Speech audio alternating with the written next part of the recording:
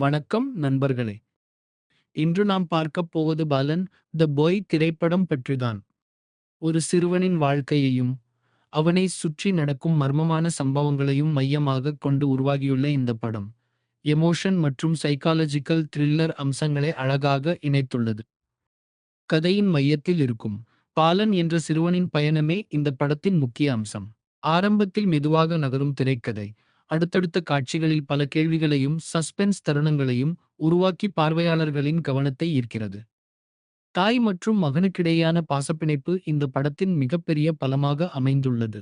உணர்வுபூர்வமான காட்சிகள் பல இடங்களில் மனதை தொடுகின்றன.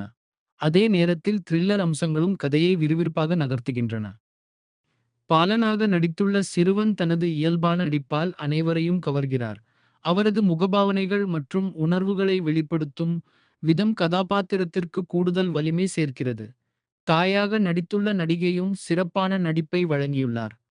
ஒளிப்பதிவு படத்தின் சூழலை அழகாக பதிவு செய்துள்ளது. குறிப்பாக இரவு நேர காட்சிகளும் பதற்றமான தருணங்களும் சிறப்பாக காட்சிப்படுத்தப்பட்டுள்ளன. பின்னணி இசையும் த்ரில்லர் உணர்வை அதிகரித்து கதையுடன் நம்மை ஒன்றச் செய்கிறது. சில இடங்களில் படம் சற்று மெதுவாக நகர்ந்தாலும் கிளைமாக்ஸ் அந்த குறையே மறக்க வைக்கிறது. கடைசி வரை என்ன நடக்கப் போகிறது என்ற ஆர்வத்தை படம் தக்க வைத்திருக்கிறது.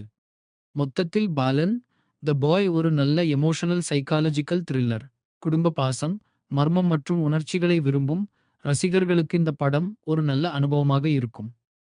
எங்களின் மதிப்பீடு 3.5/5 ஸ்டார்கள். இந்த விமர்சனம் பிடித்திருந்தால் லைக் செய்யுங்கள், சேனலை சப்ஸ்கிரைப் செய்யுங்கள். மீண்டும் ஒரு புதிய விமர்சனத்தில் சந்திப்போம். நன்றி.